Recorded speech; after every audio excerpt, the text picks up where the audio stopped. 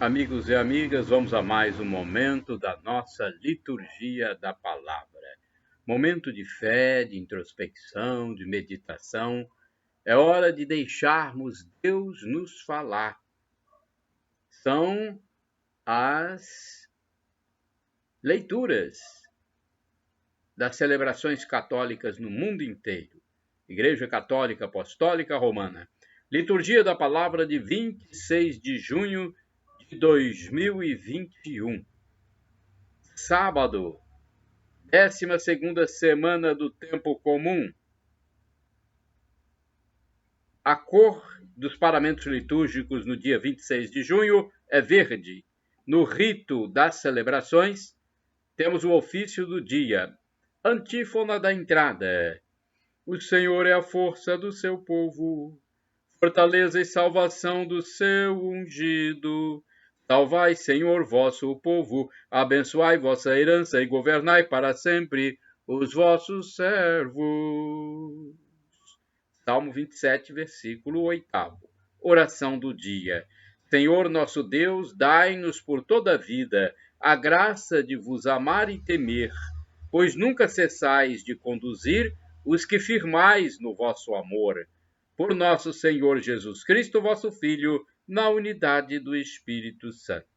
Assim seja. Primeira leitura, leitura do livro do Gênesis, capítulo 18, versículos do 1 ao 15. Naqueles dias, o Senhor apareceu a Abraão, junto ao carvalho de Mambré, quando ele estava sentado à entrada da sua tenda, no maior calor do dia.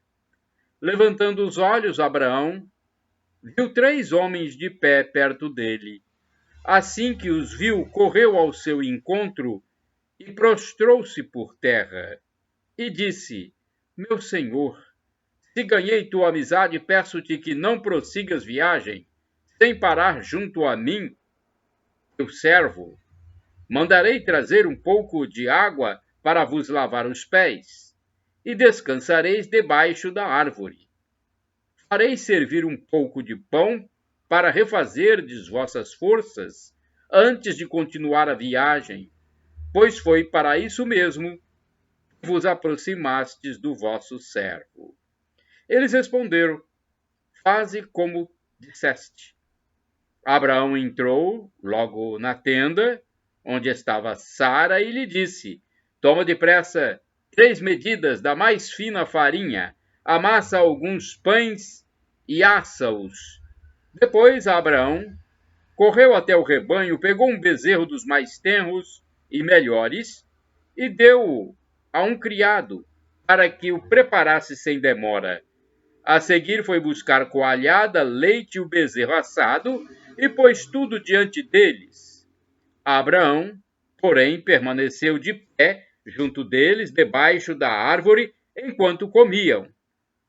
E eles lhe perguntaram: Onde está Sara, tua mulher?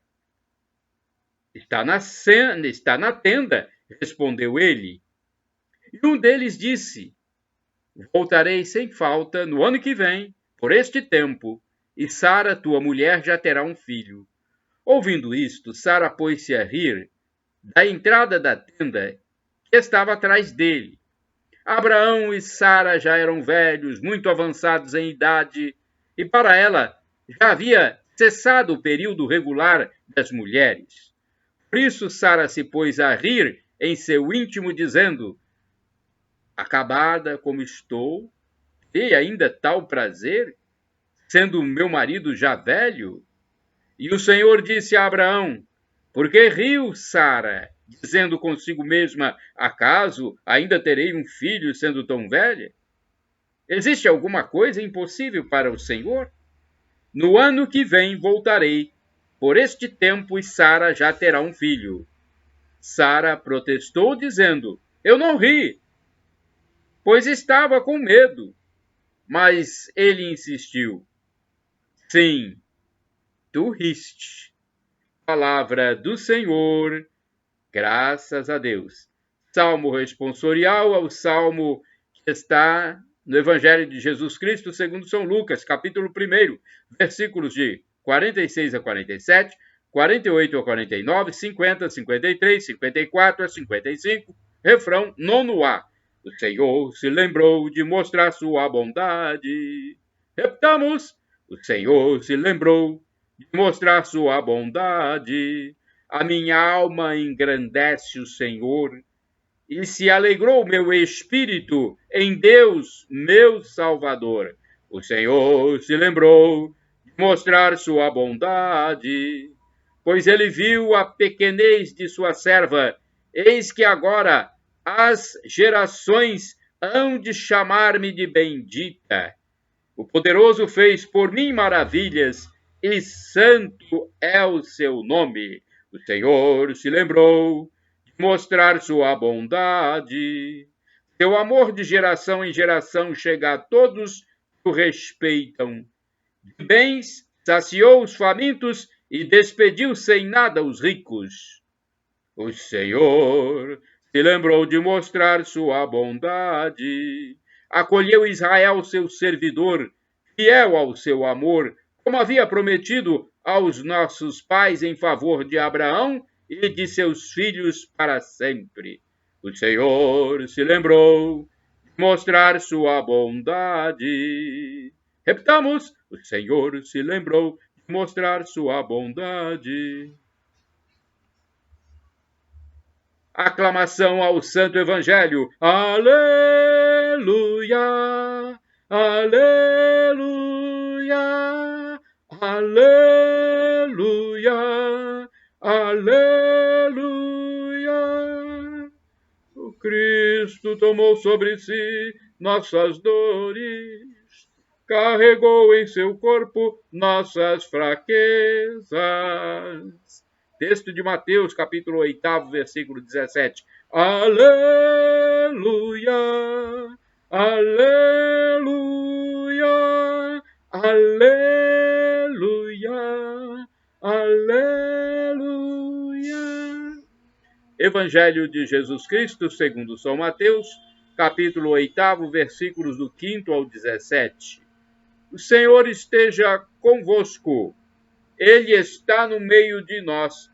Proclamação do Evangelho de Jesus Cristo, segundo São Mateus. Glória a vós, Senhor. Pelo sinal da Santa Cruz, livra-nos Deus, nosso Senhor, dos nossos inimigos. Naquele tempo, quando Jesus entrou em Cafarnaum, um oficial romano aproximou-se dele suplicando: Senhor, o meu empregado está de cama lá em casa, sofrendo terrivelmente com uma paralisia. Jesus respondeu: Vou curá-lo. O oficial disse: Senhor, eu não sou digno de que entres em minha casa. Dize uma só palavra e o meu empregado ficará curado. Pois eu também sou subordinado e tenho soldados sob minhas ordens. E digo a um: vai, e ele vai. E a outro: vem, e ele vem. E digo a meu escravo: faze isto, e ele faz. Quando ouviu isso, Jesus ficou admirado e disse aos que o seguiam: em verdade, vos digo, nunca encontrei em Israel alguém que tivesse tanta fé. Eu vos digo, muitos virão do Oriente e do Ocidente e se sentarão à mesa no reino dos céus, junto com Abraão, Isaac e Jacó, enquanto os herdeiros do reino serão jogados para fora nas trevas, onde haverá choro e ranger de dentes. Então Jesus disse ao oficial: vai, e seja feito como tu creste. E naquela mesma hora o empregado ficou curado. Entrando Jesus na casa de Pedro, viu a sogra dele deitada e com febre. Tocou-lhe a mão, e a febre a deixou. Ela se levantou e pôs-se a servi-lo. Quando caiu a tarde, levaram a Jesus muitas pessoas possuídas pelo demônio. Ele expulsou os espíritos com sua palavra e curou todos os doentes, para que se cumprisse o que foi dito pelo profeta Isaías: ele tomou as nossas dores e carregou as nossas enfermidades. Palavra da salvação, glória a vós, Senhor. Vamos à liturgia comentada, é uma reflexão de Antônio Carlos Santini, liderança da comunidade católica Nova Aliança. E-mail santini@novaalianca.com.br.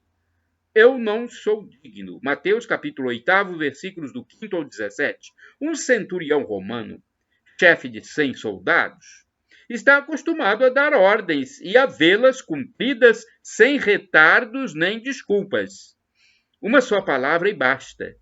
Por certo, o militar já está bem informado sobre Jesus, o estranho rabi da Galileia, que cura os enfermos, devolve a visão aos cegos e liberta os possessos. Mesmo sendo um estrangeiro na Palestina, ele reconhece a autoridade de Jesus sobre os males físicos e espirituais.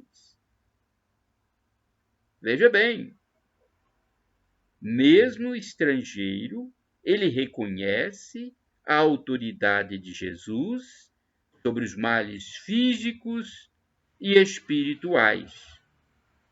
Esse reconhecimento, uma modalidade de fé, é que anima esse centurião a rogar pelo servo doente. Ao ver que Jesus faz menção de ir à sua casa, o soldado romano se espanta, atrapalhado. Não precisa tanto, basta uma palavra. Afinal, um judeu que entrasse no ambiente impuro do estrangeiro ficaria também, ele, ritualmente impuro. E o centurião tem um argumento invencível para que Jesus de Nazaré não visite seu lar, a casa de um estrangeiro, invasor e pagão. Senhor, eu não sou digno. Como não pensar naquele publicano da parábola que está em Lucas capítulo 18, versículos de 9 aos seguintes, que sequer se aproximava do altar e, tão diferente do fariseu contador de vantagens, lá do fundo do templo, olhos no chão, batia no peito e se rebaixava diante do Senhor: tem piedade de mim, que sou pecador. Então, veja bem, como não pensar naquele publicano da parábola, a parábola conhecida, que sequer se aproximava do altar. E lá no fundo do templo, os olhos no chão, de humildade, batia no peito e se rebaixava diante do Senhor: tem piedade de mim, Senhor, que sou pecador. Enquanto o fariseu estava ali contando vantagens: eu pago meu dízimo, eu faço isso, eu faço aquilo. Não é sem motivo que nossas eucaristias começam sempre por um ato penitencial. É, talvez, uma tentativa desesperada da Igreja para nos recordar nossa condição de pecadores. Espera-se que, batendo no peito, examinando a própria consciência, nós desistamos da impropriedade de cobrar alguma coisa de Deus ou apresentar-lhe nossos méritos, aliás, inexistentes, ou mesmo reclamar asperamente do Senhor pela má qualidade dos serviços que ele nos presta. Como faz falta a todos nós este realista sentimento de indignidade. Eu não sou digno. Aquele mesmo sentimento do pródigo que está voltando para casa com um discurso ensaiado: já não sou digno de ser chamado teu filho.